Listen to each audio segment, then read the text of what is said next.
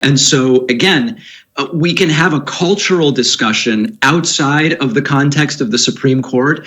In the Senate's job in evaluating, is she qualified? It's an irrelevant question. And by her qualifications, she's more qualified than any of the 9 justices currently on the court. There's no way to deny that. I think you can, because I think all of the 9 justices on the court can tell you what a woman is. And so I know we're getting back, because they've never been asked to do that. Nobody's ever been asked to define words in this way during hearings. So you could speculate that, but they've never been asked. So they've never been asked. Impossible I agree. to say that. That's not what you're supposed to be doing. That's the thing about conservatives. It's like they make the rules along as they go. That we are not giving the best argument for the other side, or that we simply don't understand what the other side is saying. So, in the interest of actually hearing out the other side, I'm very pleased to bring on David Pakman, who is the host of The David Pakman Show. It's a nationally syndicated progressive TV show and radio show. I'm always really grateful to progressives who come on this show. We invite lots of them on. Very often they say no. Sometimes they come on. They always say that they invite a lot of progressives on, but do we really know if they really invite a lot of progressives on? I mean, you can say whatever you want, but we don't really know if you've actually even invited any of these people. Anyway, this is David Pakman getting ready to demolish Michael Knowles on his own show. He thinks he knows everything. He doesn't. And now he's going to get some calm pushback. To make sure we're not straw manning anything, let's bring on David. David, thank you so much for coming on the show. It's a unique pleasure to be here, Michael. Thank you. So, David, you saw the clip. You've been watching the Ketanji Jackson hearings. Am I crazy, or should a twice Harvard-educated nominee, federal judge, nominee for the Supreme Court, who is a woman, be able to define what a woman is? I can't say if you're crazy. That would be for a mental health professional. For my doctor. You're either dishonest or ignorant, and we can maybe figure out which. So here's the deal. I mean, I'm kind of, we're just meeting each other. I'm sort of kidding around, but here's the deal.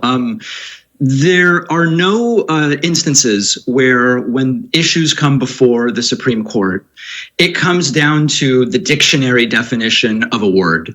When it comes to who counts as a woman, or what is discrimination, or what is negligence, it's always in very narrow circumstances where dictionary definitions do almost nothing for you. So she was very smart not to play into these kind of rhetorical black holes, because whatever definition she gives, Michael, she then is going to be pushed into some corner with some case or article or book she hasn't read, by the way, and there's no upside to it. So if we're just having a good faith conversation about strategy, she did the right thing. Almost 60% of Americans believe she's qualified, and she is. And that's really all there is to it. It's kind of boring. Well, I agree with her. I don't agree with you that it's boring. I think it's one of the most interesting questions in the country, that we're now at a point where we can no longer even... It's only the most interesting question in the country because conservatives are so stuck on this question. It just, this what is a woman? So this is about the Supreme Court justice when she was being placed on, when they were selecting her and everything, and she had to go through her whole Senate meetings and all of that. And she was asked, can you give me the definition of what is a woman? And, Dave is explaining it very perfectly. She did not want to get caught up in all of these different words, word salads, holding on to what she said here. As a person who's in the justice field, they, of course, don't want to get set up into a position where they're setting a precedent to be used later on for something else. You just never know. I mean, this is a court system, law system. It's basically a system of words. These words mean something. So conservatives get so stuck on this point because they just don't want to talk about anything else. They want to. The average American is not being destroyed or being affected by Ketanji Brown saying what a woman is. Define man or woman, but I do agree with you on strategy. She's in a very tough spot because her side of the aisle, and she's relatively leftist, even by the standards of the Democratic Party. So on her side of the aisle, there is a new definition of woman, well, they haven't given the definition of woman, but it's not the old definition of woman, which is a person who's not a man. That is out because of the transgender movement. And so she knows that if she gives this new definition, which is a woman is, I don't know, a woman is someone who says that he or she is a woman, that's going to alienate, I think, the vast majority of Americans. If she gives the old definition that a woman is a female human being and a female is of or denoting the sex that can... And while Michael is trying to find his words because he's not making any sense, and you can tell David is bored, please don't forget to hit the like and subscribe button and the notification bell. Thank you. And bear children and reproduce and produce eggs, for instance.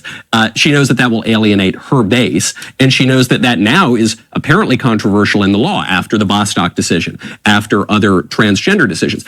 So I understand the strategy, but what about the law? What about the definition? You say she shouldn't be quoting the dictionary. Well, fine. Shouldn't she at least be able to give the legal definition of a woman? Shouldn't she, a woman, have some sense of what that is? I'm not a meteorologist. I can tell you if it's raining. Yeah, there is no legal definition of a woman, and that's exactly the point.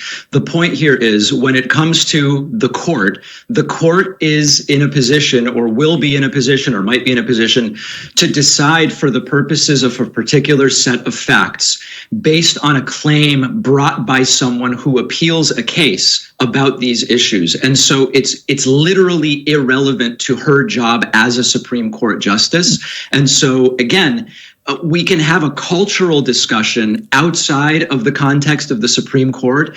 In the Senate's job in evaluating, is she qualified? It's an irrelevant question. And by her qualifications, she's more qualified than any of the 9 justices currently on the court. There's no way to deny that. I think you can, because I think all of the 9 justices on the court can tell you what a woman is. And so I know we're getting back. Because they've never been asked to do that. Nobody's ever been asked to define words in this way during hearings. So you could speculate that, but they've never been asked. So they've never been asked. Impossible I to agree. say that. I've never, but I, as a gambling man, I would bet the farm that a Justice Alito could tell you what a woman is. But that's not what you're supposed to be doing. That's the thing about conservatives. It's like they make the rules along as they go. I'm not. Listen, it's not that I'm being so nitpicky about conservatives or whatever. But I'll say this: people like Michael Knowles or whatever, they make the rules along as they go, and a lot of times you'll find that they're very hypocritical in the things that they're saying. Nobody has been asked that question before. So you can't just say, oh, well, I know the 9 judges that are in the Supreme Court are already more qualified than her because they know what a woman is. And he could have actually made a better argument and said they're more qualified than her because they've been there longer. Even that would have been better.